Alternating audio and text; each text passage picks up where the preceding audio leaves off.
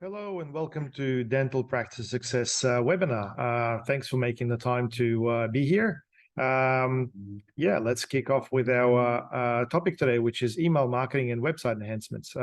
These topics obviously get selected by some of our past attendees, and at the end of the webinar, we typically feature a couple of topics that people would be interested in. All right, so my name is Alexei Kuleshov. I run Practice Results, which is a part of UX Solutions, otherwise known as Use. We obviously do a lot of stuff with Google, as well as things like email marketing and so on. I run offices in Brisbane, Gold Coast, and Melbourne. Our point of difference is that we've got no contracts and we specialize in practice growth. I'm also an author, and I run a podcast called Better Business Podcast. So some of the clients we work with some small local dental practices, medical practices, as well as some bigger businesses like 1300 Smiles, for example. So we've got quite a bit of knowledge in relation to how the dental industry works and how the actual marketing is done on a bigger scale. So that's actually quite insightful to be able to do that. So in terms of what we do as an agency, obviously we do web development. We help people build better websites. We do email marketing automation, and this is what we're going to be talking about today.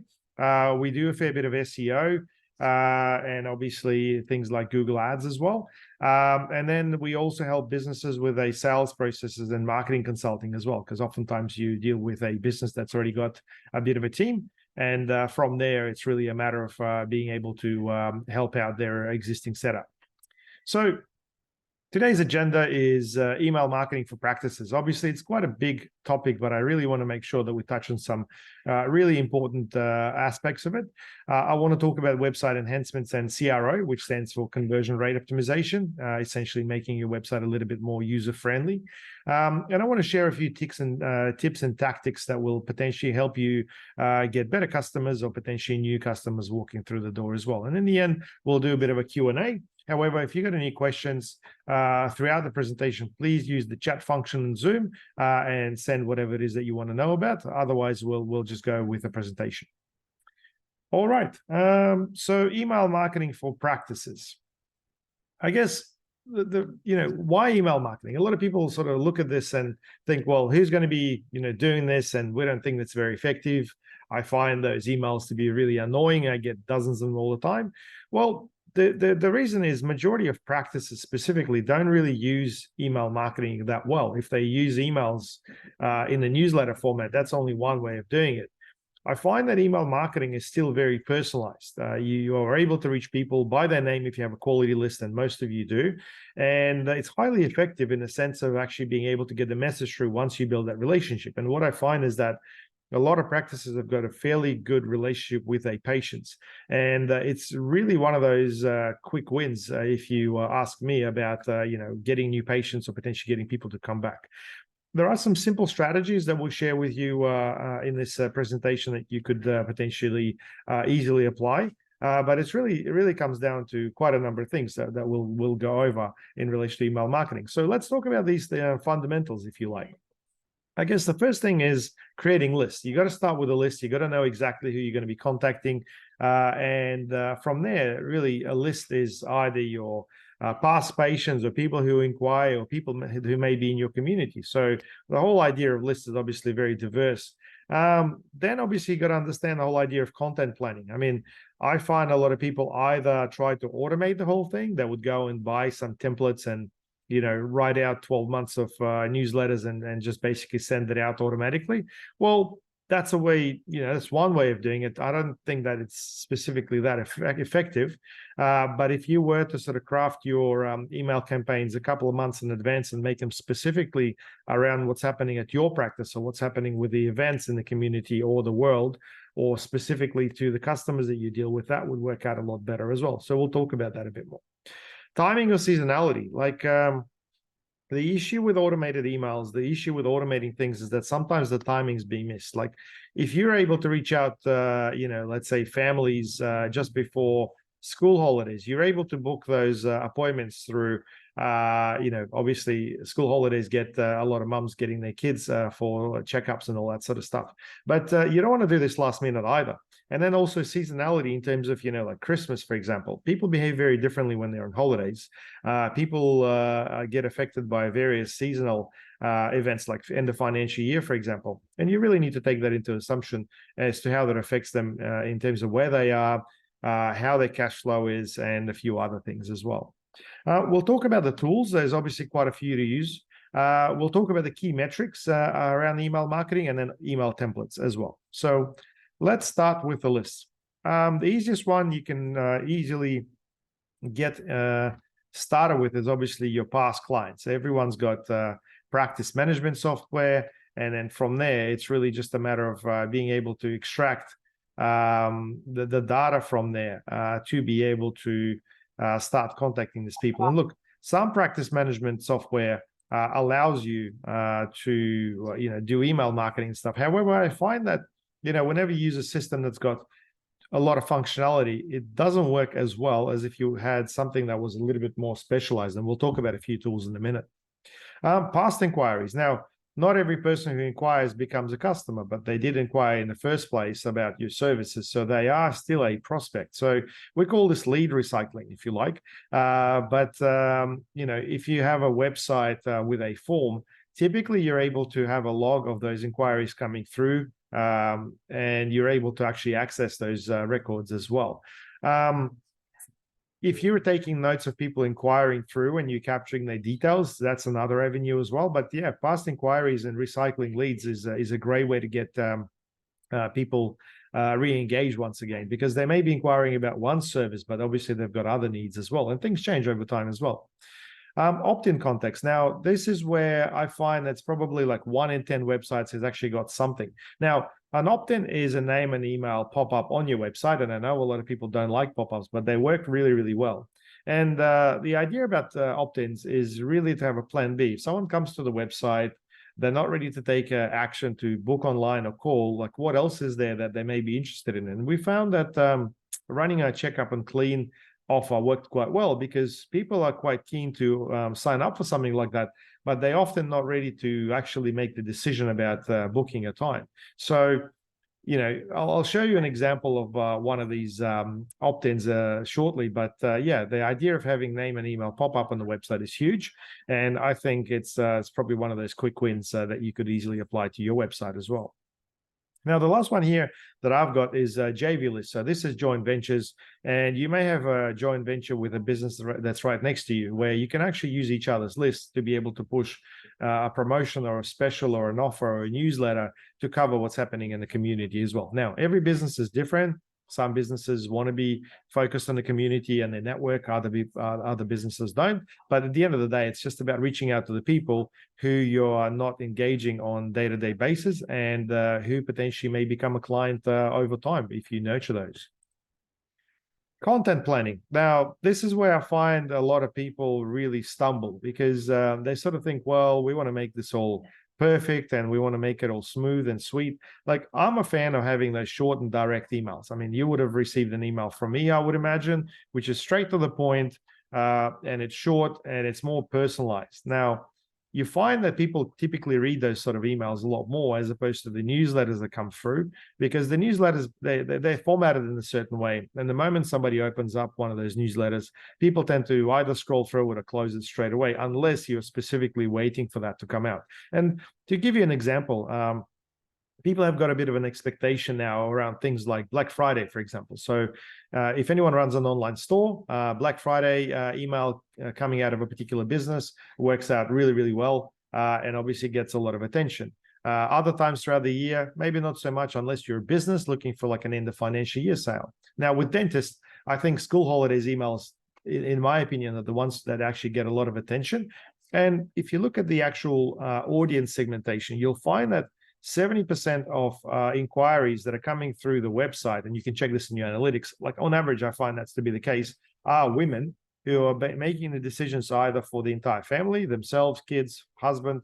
And, if you are, wanting to fine-tune the process of getting more inquiries, you really need to change the message on your website to specifically address the majority of the people that are inquiring through. So potentially change the color scheme, maybe update the photos on the website, potentially, make sure that everything aligns. Now, content planning for email marketing works exactly the same way. If you know that you're going to be emailing women, and look, the beauty of email marketing is that you can actually segment various lists. You can have a list of men, you can have a list of women, and then from there, I think it's really about making sure that if you are sending out a message, you understand what's going to be an offer or what's going to be a newsletter type stuff. So we found that for newsletters, sending out information about new staff members or services works out quite well. So you're educating your audiences about what's happening in the business, and potentially things like community posts. Hey, we have a business open up nearby. Next time you're coming in, grab a coffee afterwards or something like that. These things that people typically like. Now, offers is really more about seasonal promotions. Okay, get your kids for a holiday checkup before it's too late.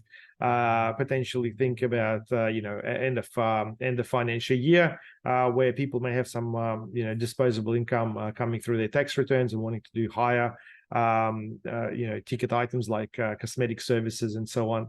And new patient offers. New patient offers work really well, and people like to share these as well. Now, don't just think that people will receive an email and that's it. Like, if you ask people to forward it to their friends, they will. And this really comes down to the call to action. And we'll talk about that more in the website enhancement part of this webinar. But you get the idea. You have to ask people to do something in order for them to actually do it. Now, family offers may work quite well, and it all really depends, I guess, on your specialty. But rather than just getting one person at a time, why not invite the entire family to sort of come in? Obviously, if you got the capacity to service them as well. Now, we found that a lot of the time, working with general practices, general dentist practices, I should say, a lot of the patients are not really aware that these particular practices do things like Invisalign or teeth whitening, unless it's actually advertised. So this is where content planning really comes in well, where you can mix your generic newsletter type content along with the offers. Like, hey, by the way, did you know that we do orthodontics? Next time you're in, ask us about our orthodontic services or something like that. And you'd be surprised. It's almost like people make assumptions about your business based on that initial interaction. And I find that you're able to reactivate at least 10% of your customers based on these offers quite easily just by educating them about it. Now, timing and seasonality. Now, this all really comes down to the calendar. And look, you can basically get your public holidays or school holidays and so on quite easily. Google's your best friend there. But kids dental and all the incentives with that works quite well. Family packages, like we said, end of financial year, or public holidays, notifying of your open hours. Like sometimes I know practices, either close early or sometimes extend their hours in order to be able to service more clients. It really depends. And if you've got a bit of a transition happening at your practice where you're going from, let's say, 2 chairs to 3 chairs, you may want to look into something like that, like extending hours certain days in order to be able to allow for more appointments to make up the room and activate more of the patients as well. In terms of the tools, obviously there's a lot of different ones. The more trendy ones are tools like Klaviyo. We're a partner of Klaviyo, by the way. Active Campaign, that's one that we partner with as well, and we find that to be probably our weapon of choice. MailChimp, a really simple and quite a popular one. Keep and HubSpot are more of the CRM systems, and they obviously cost a little bit more, but they do come with various marketing automations and functionality as well. Now, what I like specifically about tools like Active Campaign is that with tools like this, you actually have got a bit of a diversity of packages. So you can actually get your email marketing side of things, or you could basically upgrade into more automations and CRM and things as you need. But you can start small and basically get that going before you scale up to anything else. Klaviyo and Active Campaign also have got a lot of stuff in relation to recipes. And what's a recipe is it's essentially like a flow that people would follow. And you could actually have a sequence automated specifically for that. So if someone comes in, opt in, completes an opt-in on your website, and then receives something based on their behavior, let's say they open or not open that email, you can then send them other emails. And then from there, if people come to, let's say, a contact page and leave without making an inquiry, you can set a condition around that. With online stores, you can do things like, email remarketing. The common one that you might have seen is someone going into checkout, picking up a few products and not completing that purchase. So you're actually able to follow up with an email saying, hey, you've still got items in your cart, get a, I don't know, 5% discount to complete it right now, something like that. But yeah, these are the tools that are available. And if you're familiar with any of them, look, they work in similar ways. Obviously, prices vary. And like I said, for us, active campaigns is the weapon of choice. It's easy, it's straightforward. And, in terms of key features and stuff, I think it's things like scheduling, for example. So you want to be able to set up a specific email and be able to schedule it and get it triggered by specific events. Now, if you import your data based on names, emails, and let's say birthdays or gender, you're able to segment that data in many different ways. So you either work with one list and segment it, or you actually create various lists. Either way, you can have a trigger like birthdays, for example, triggering off an email about, hey, happy birthday, love having you as a patient, and something like that. Because this entire experience makes things personal. Not many people get an email these days about their birthdays, and this is something that really personalizes the process. Automation. The automation is, like I said, is really based on user behavior, and you can get people to receive emails based on certain actions. Hey, you send them one email, they didn't open it, send them another one with a different headline or subject rather. People visiting particular pages or basically going through your online booking and doing certain things. So you can actually set up automation getting triggered by other parties as well. And this is what integration is all about. Reporting. I think reporting is the key. You got to understand exactly how your campaigns are performing. And the issue with reporting is, unfortunately, a lot of people don't look at this enough. I advise our customers to basically get somebody external to run campaigns for them, whether it's Google or email, and really focus on the reporting so you can actually make that better. Because if people focus on execution, they often overlook the whole reporting side of things and they just sort of scrape the surface. Hey, our open rate is this, must be going okay. And then at the end of the day, there's not a lot of stuff coming out in terms of appointments being booked. Templates, like for me, templates is probably not as important, but I do find that a lot of people want to keep that aesthetic look and feel. And, obviously, if that's the case, make sure that you browse through all the templates available, and all these tools that I mentioned earlier have got a whole bunch of different things in there. List segmentation. Well, a lot of tools allow for list segmentation, others don't, but you really want to be able to do this as you go. Otherwise, if you set up a list and just treat it the same, that becomes difficult. So there's a concept of tagging, there's a concept of creating groups and stuff. And look, they all work in a different way, but long story short is you want to be able to look at one list and be able to break it down based on certain parameters. And I guess the last part is split testing. Now, the split testing is probably the key to all the marketing stuff, because you don't want to be sending out one message to everybody and assume that it's going to work the best. Typically, you'd be testing things like subject lines, or you'd be testing the offers themselves, or maybe your color schemes within the template that you're using. And a lot of tools like ActiveCampaign allow you to run 2 different versions of your email and randomly basically mix it with the people. And then from there, you'll be able to see exactly how each one's performing as well. So split testing, I think, is one of those key features, or at least initially, for you to understand exactly what's working better. Now, metrics-wise, I think, obviously you've got to start with an open rate, because if people don't open your emails, there's obviously an issue. The average the average open rate is 21.5%. According to my research, but I recommend our clients to sort of aim above 25. When you have a relationship with a list, you should be getting a lot more than that, but 25 is sort of like, the minimum, because if that's the case, then you're really losing touch with your customers, or the message that you're sending to them is way too generic. So a couple of tips to improve that open rate would be, using names in the subject line, because that really captures the attention, and, make things a little bit personal. I also found that using numbers and emojis also captures attention as well. And you just got to understand that whenever you send out an email, people already got an inbox full of all the other stuff. So you have to really make sure it stands out. Now, another thing I should have put in there is more about timing, because if you send out your email later in the afternoon, people are likely to ignore that until the following morning. And what's going to happen is everyone's going to have other emails come through. So your email will be at the bottom of the list, because typically it comes up in the ascending order. So I recommend sending out emails in the morning, probably about 7 or 8 a.m. So that would be the first thing on top of the inbox received by your customers. But like I said, you have to understand exactly who you're sending them to and what their behavior is like. I mean, if you're sending out to busy mums that are taking kids to childcare and schools in the morning, maybe it's better to do it later in the afternoon. But you be the judge of that. Click-through rates. Now, this is people opening up the actual emails and clicking through. Now, you should always have something for people to click through, because if you got nothing for them to follow through, you can't really understand the engagement. For all you know, people may just open an email and do nothing with it. So I recommend putting a link to anything that you're promoting above the fold, and that basically means without people having to scroll. And you have to be specific to devices like mobile, because a lot of people use specifically mobiles for their email.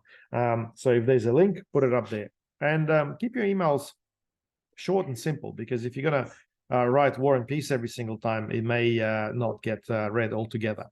And make sure you keep your unsubscribe rates below 0.25%. Reason being is that if you exceed that, you will have emails sent to you by the provider saying that there's an issue with your list, or you're potentially doing something spammy that people don't like. Like tools like MailChimp specifically will be very unforgiving. So I guess the thing is, you really got to clean your list, especially for the first time. If you've never done email marketing, I recommend you reach out to us or somebody who understands how to start, because last thing you want to do is have all these emails and do an email blast using, I don't know, ActiveCampaign or MailChimp, and your account's getting suspended because everyone unsubscribes. It's not uncommon that people may say, look, I don't want to see your emails, but there are other tools that you can actually use to do that initial blast to clean the email and clean your list altogether as well. And look, over time, people shut down emails. They also change their email addresses. And if you're going to have emails not being delivered, that'll also affect that rating as well. So yeah, make sure it's current. Now, I thought I'd share some email templates with you, because some things are really quick and easy. And look, you can Google a whole bunch of these different things. But I found that if you do something like an important update from a particular practice, people typically open something like this, and it doesn't have to be complicated. Like, this is really straightforward. As a valued member of our practice, we wanted to share with you some exciting updates, and then put some updates in there. New dentist starting, new services, affiliation, or anything like that. Thanks for being a part of our practice, and give us a call if you have any questions, and then basically sign off. And I still find that postscriptums work quite well. For some reason, people skim through the emails, but they really do read the PS section. So if you're for an exam, give us a call, and we'll get you scheduled. So something like that works really quite well. Birthdays, like I said before, you can really trigger this by the actual date. All you need to do is update this information into one of the email clients that you're using. And you can have something generic like this being sent out. Introducing team members. This stuff is fairly social. People love finding out more about your team members, especially if that's the person they're going to see as they walk into your practice, like a new receptionist or a new hygienist or something. And then, from there, you obviously always need to finish with some sort of a call to action. So, due for an appointment, check up and clean, and so on. Book now, give us a call, and so on. So these are very simple options. And look, if you're focusing on that staff member, make this email about staff member. If you're focusing on check up and clean and you being due, put it in there as well. And look, you could schedule a lot of things for people if they're doing their biannual checkup and clean and so on in exactly the same way. So other marketing ideas are things like welcome emails. Now, I quite like this, and this is often getting missed. If you're going to send an email for welcoming a new client coming through and so on, they basically will expect more emails from you in the future, because it's quite a natural process. And this is a good way to start your email marketing journey with them, because if you're going to send out something later, it's almost like, well, you sort of need a reason. So welcome emails work really well. And you can integrate this with your practice management software for that to be sent out. Refer a friend. A lot of people don't get referrals purely because they don't ask for referrals. So I think refer a friend campaign, where you could ask people specifically to refer their friends and family, could work really well. Obviously, there's many parameters around that, but that works quite well. Team specialties. If you have a dentist that specializes in orthodontics, root canals, cosmetic surgery, or something like that, that could work quite well as well. Payment plans. I think there's obviously a lot of people that really need to budget things. So having payment plans of some kind available does really help a lot of people make their decision about who they're going to use. Seasonal hints and tips, stay off the soft drinks and so on. Like something casual, something something simple sometimes works quite well to deliver the message. What you don't want to do is keep sending people offers every single time. You really want to make sure you mix this up with some simple information. And I guess reminders for appointments, because people sort of expect it these days.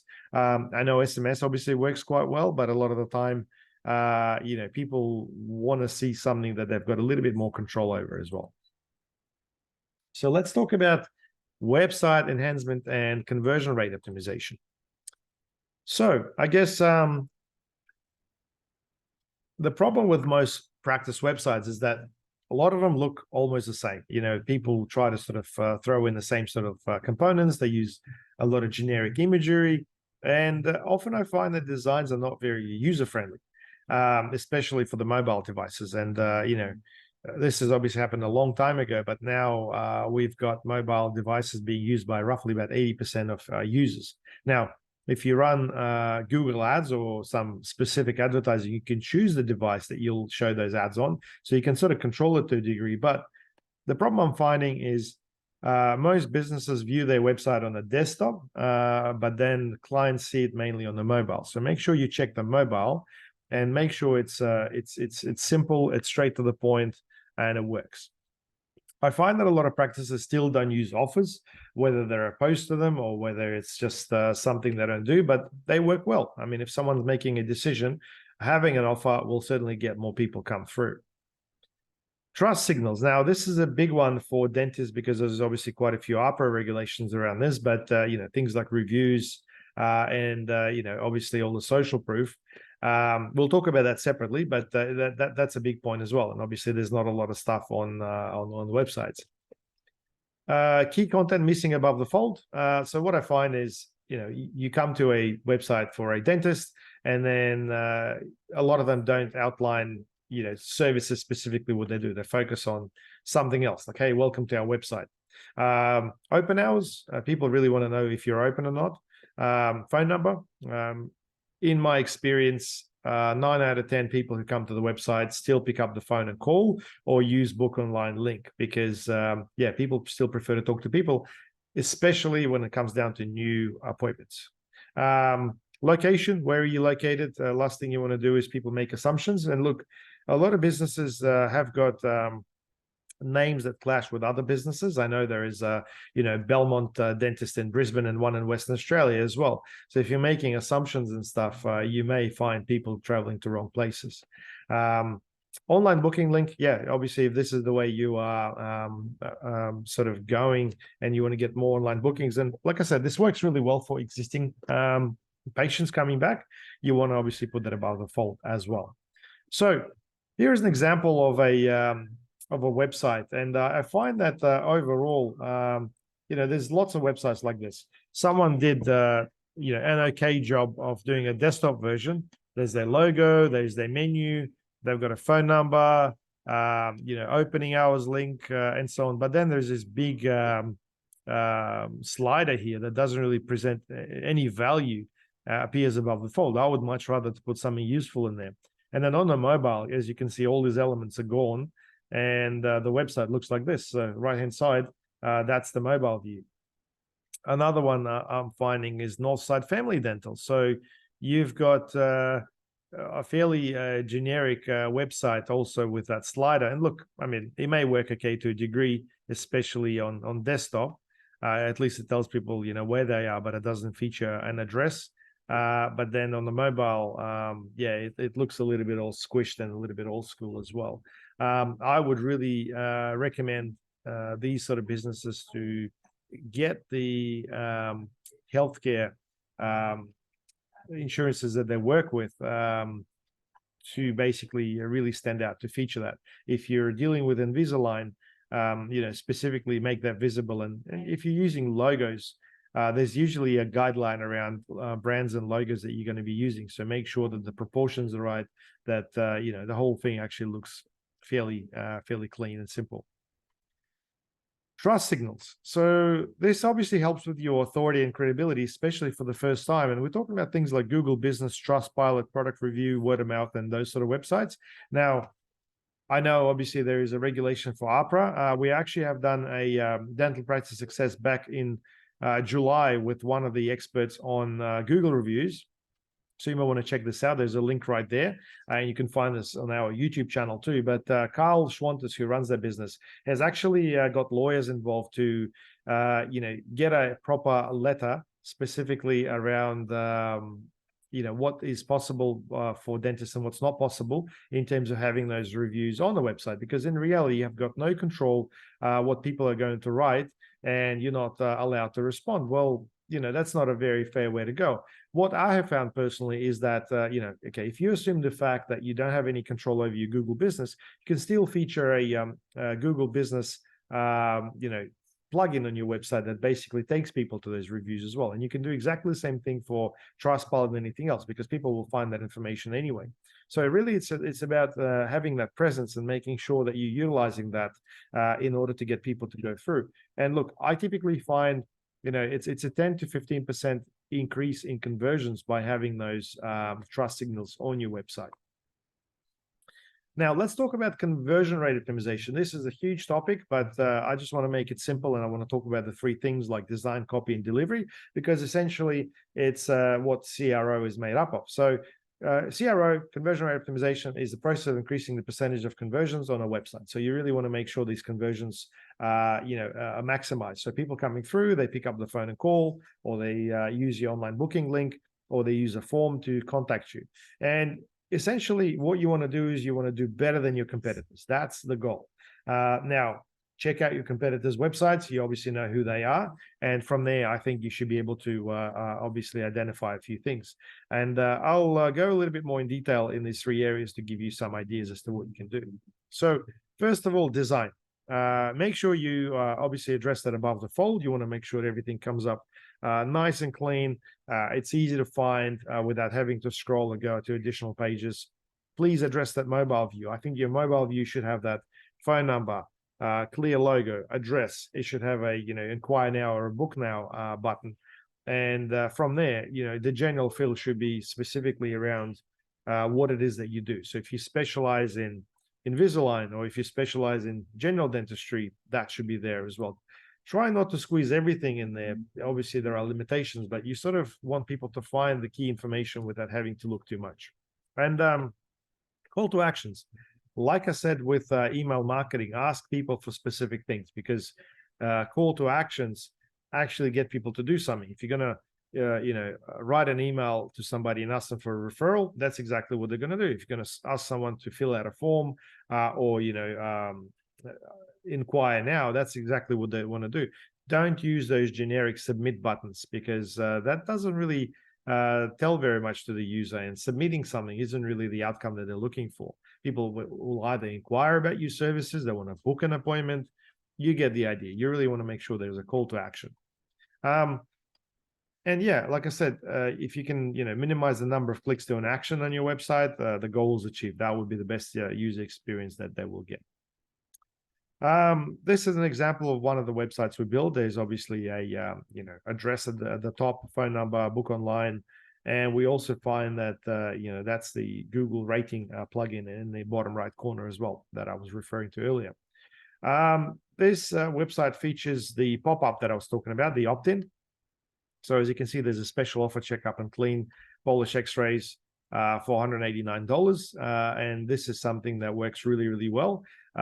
If people close that, which they normally do, there is actually the special offers tab in the top right corner, which brings that back again. And we sort of gray the rest of the website while this is popped up to make things easier. And like you see, there is obviously your healthcare providers that the business accepts as well. On the right-hand side, the mobile view, really clean, really straightforward, and that works really, really well. We've also got the Facebook Messenger function there, and yeah, that seems to work quite well. The only issue is you obviously got to monitor it, because the expectations of people inquiring through social media, they want an instant response. So be careful with that. I wouldn't just leave that there all the time. Depending on the plugin you use, you can set schedules. Okay, if you're open from 9 to 5, make sure that plugin is available then, because otherwise you may come in the morning and there's going to be 3 or 4 inquiries coming through via Messenger, and you try to get back to them, but those people are gone. They're not keen to talk to you anymore. So yeah, make sure you understand that part. Now, the copy, this is really more to do with the content on your website, and we want to make sure that we educate people on what it is that you do. We want to make sure that it's about providing valuable information and engaging content. So it all really starts with a headline, quite a classic scenario. We want to make sure that the headline on your website has some meaningful information there. So if you got something like, welcome to our website, well, in my opinion, I think you're wasting that opportunity. If you focus on Invisalign, I would specifically put in there something like, Invisalign services in whatever area, or something that would relate to the actual to what people are likely to be searching for. Useful content in terms of like services and contact information, the actual dentist as well. Out of all this, I find that the dentist information is actually missing a lot of the time. Having a photo of someone who's going to be performing the actual procedure and a little bit of bio around them does help people make a decision. If you don't have anything like that, it's almost like people don't know exactly who they're going to see. And dentistry is very personalized. Like whenever you deal with personalized or invasive, as some people like to call it, procedures, you really want to make sure that people know, like, and trust you. And, that's essentially what we're trying to achieve with all the marketing side of things. Then there's obviously key information about things like insurance, payments, payment plans, and so on. That does help people make a decision. So if you do something like zip payments and so on, I think that's great.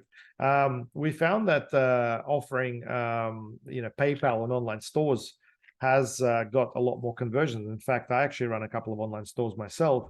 We find that over 40% of people prefer to use PayPal.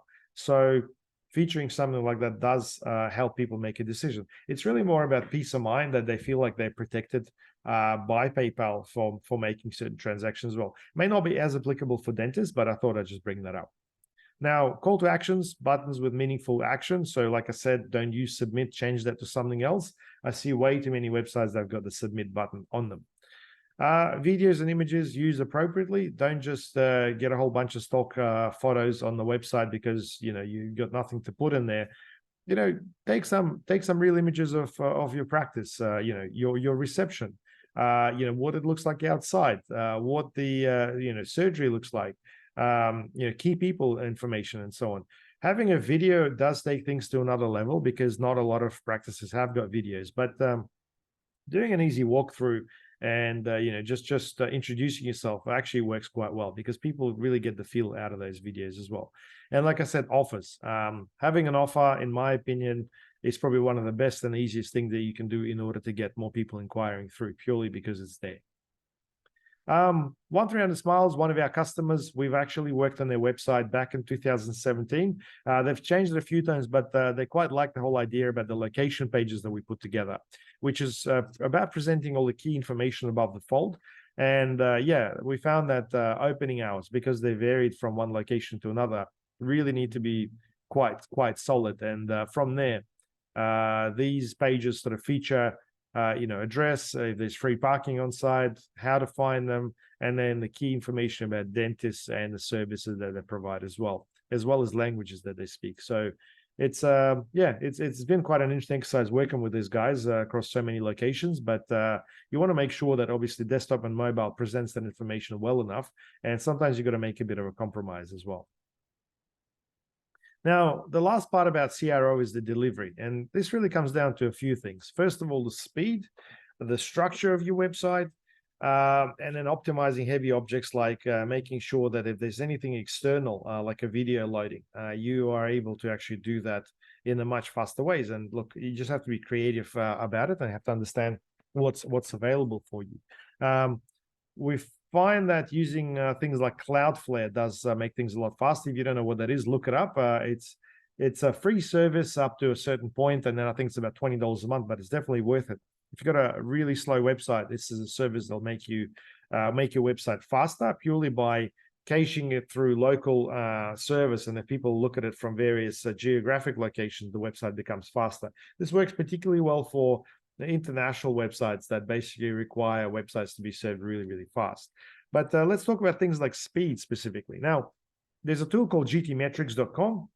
You can look up your own website or the website of your competitors, and from there, it'll give you a bit of a breakdown. Now, it uses a whole bunch of tools like Google tools and Yahoo tools, but it tells you the speed of your website as well as analysis of the structure and performance. Now, as you can see, the structure of this website is okay, and that's typically how it's built, but the performance is not that great. And if you look at the whole visualization, it sort of tells you which objects are sort of taking longer to load up, and how long it takes for the website to fully load. It's 6.6 seconds, which is quite slow.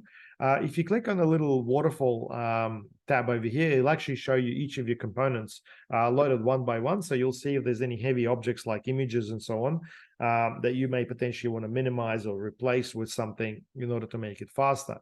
And there's obviously a response from your server as well. Now, if you run a cheap hosting server, if you're paying $15-20 a month, I've got bad news for you. Most of the time, they're not very good.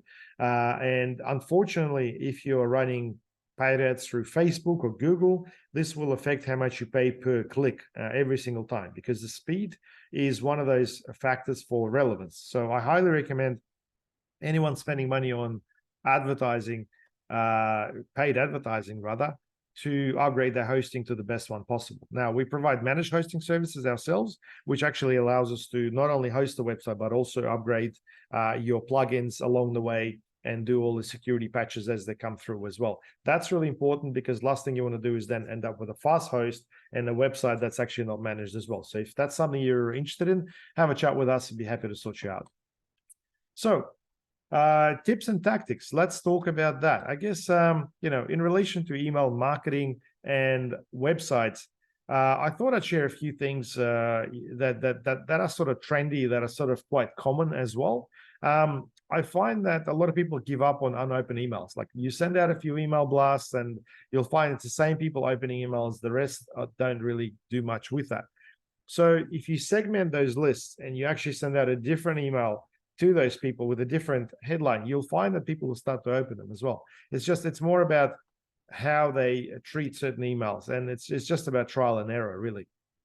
And obviously for that, you really want to start with split testing those subject lines. So if you're not overly creative, ChatGPT is your best friend. And look, this is probably another big topic altogether, but I recommend that you have a look at, what subject lines are working. And look, have a look at your own inbox. I mean, there's obviously a bit of a attention grabbing technique that works for you personally. You may be opening some emails and not opening the others. Just have a look what works. Obviously, make sure you improve that above the fold information on the website. We already spoke about this. Change sliders and videos into useful content. Now, I reckon 80% of the customers that come to us have got this slider that does absolutely nothing, that takes up probably 3/4 of the above the fold area at least.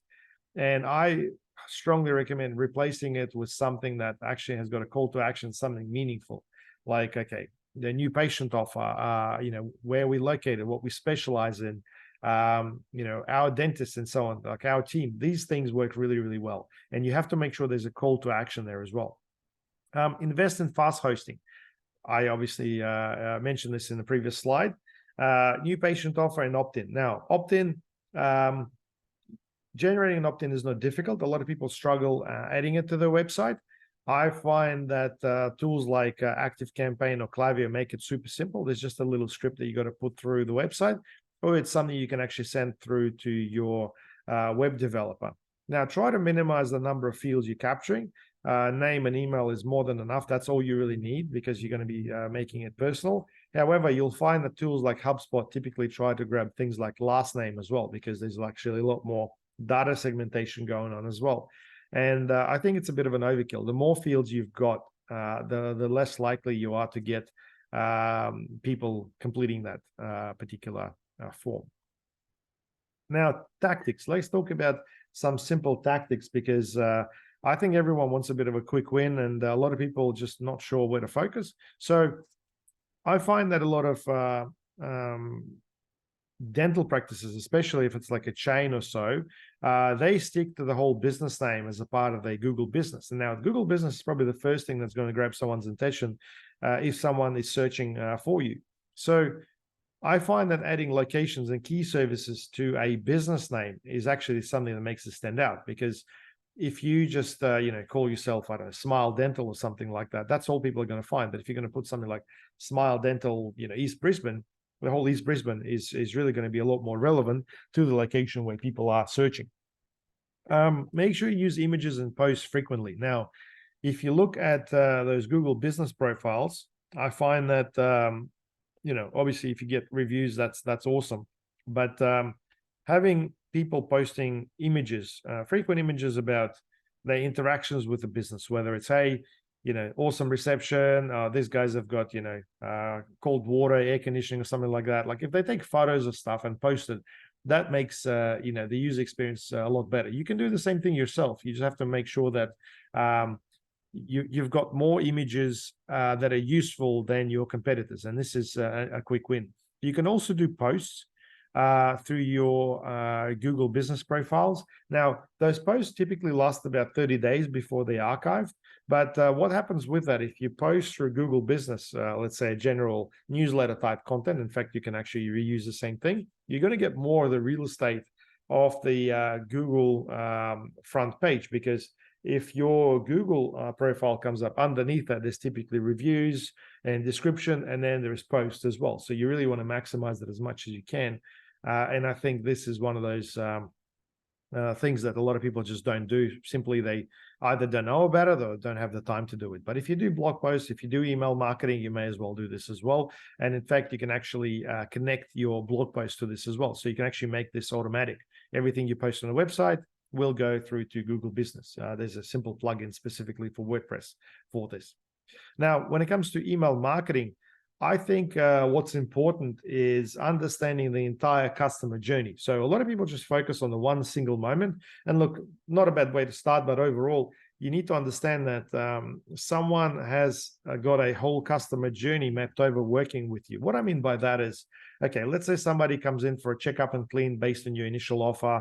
They come through, they had their service done, and that's it, they're gone. There's nothing that actually follows them up. What you really want to do is send them a welcome email, say, hey, thanks for coming for a checkup and clean today.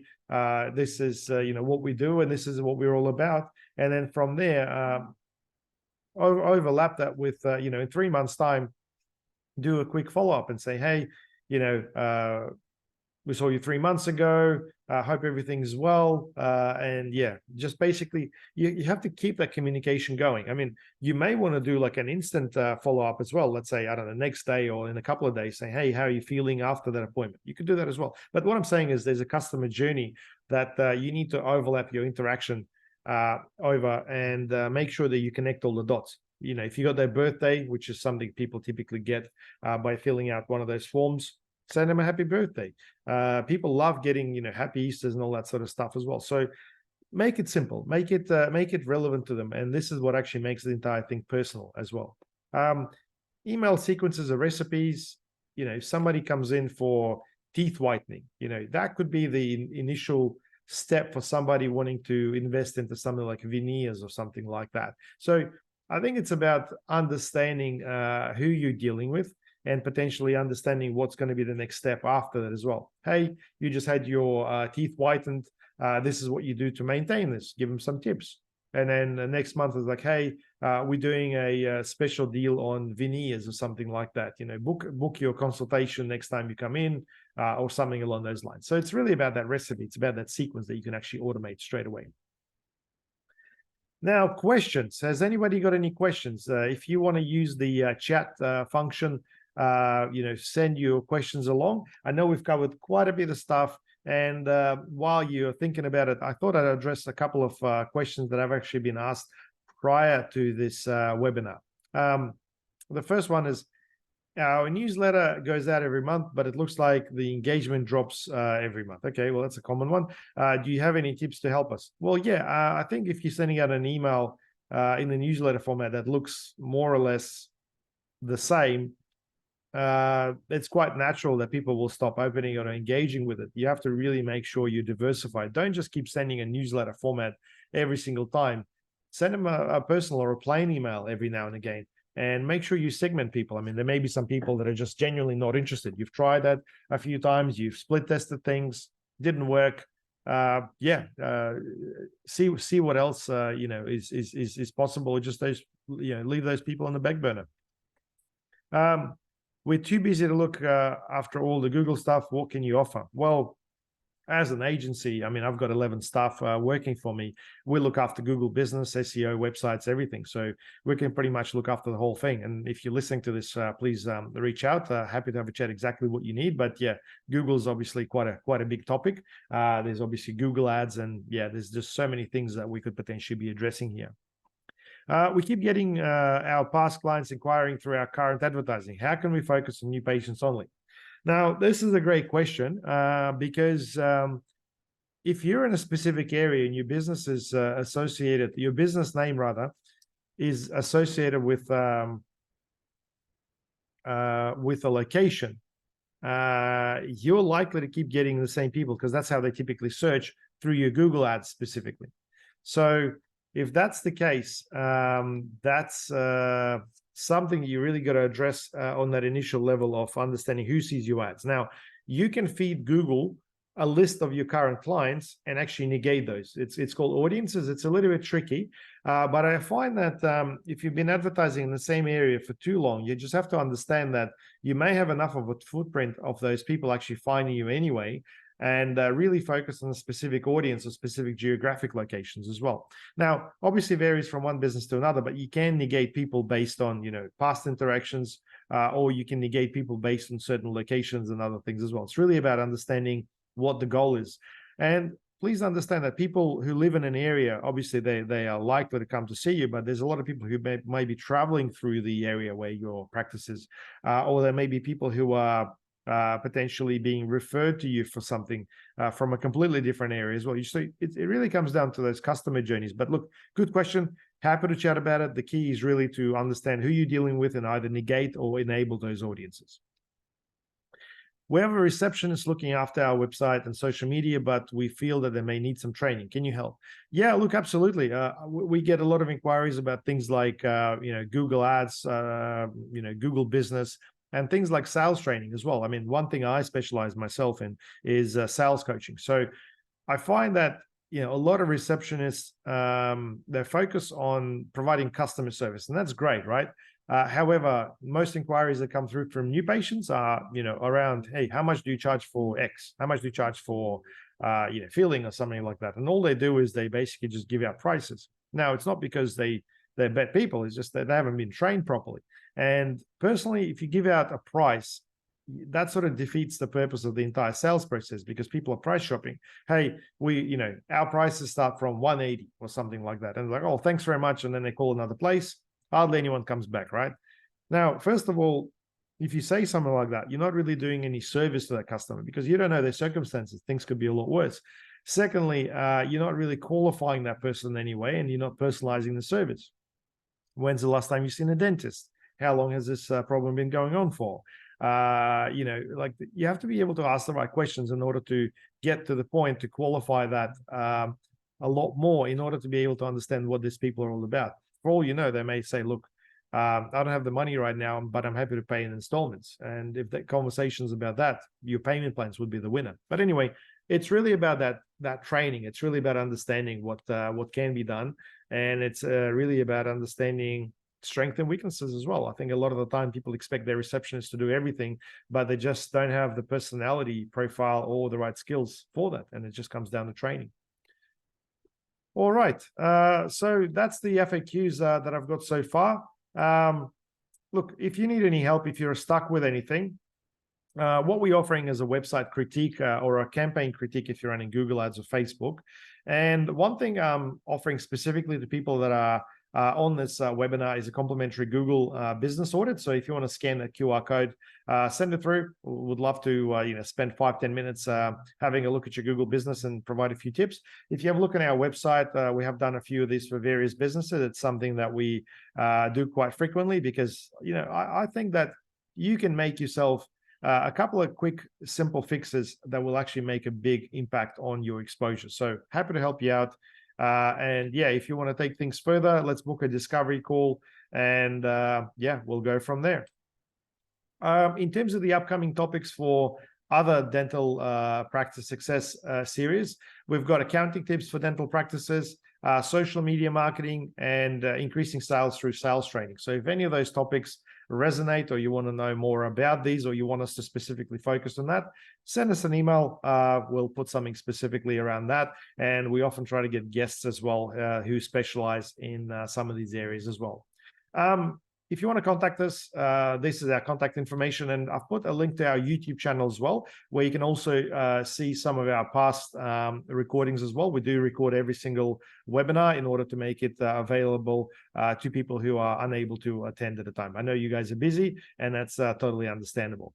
Well, thanks very much for your time. I hope you enjoyed this webinar, and look, I look forward to speaking to you soon.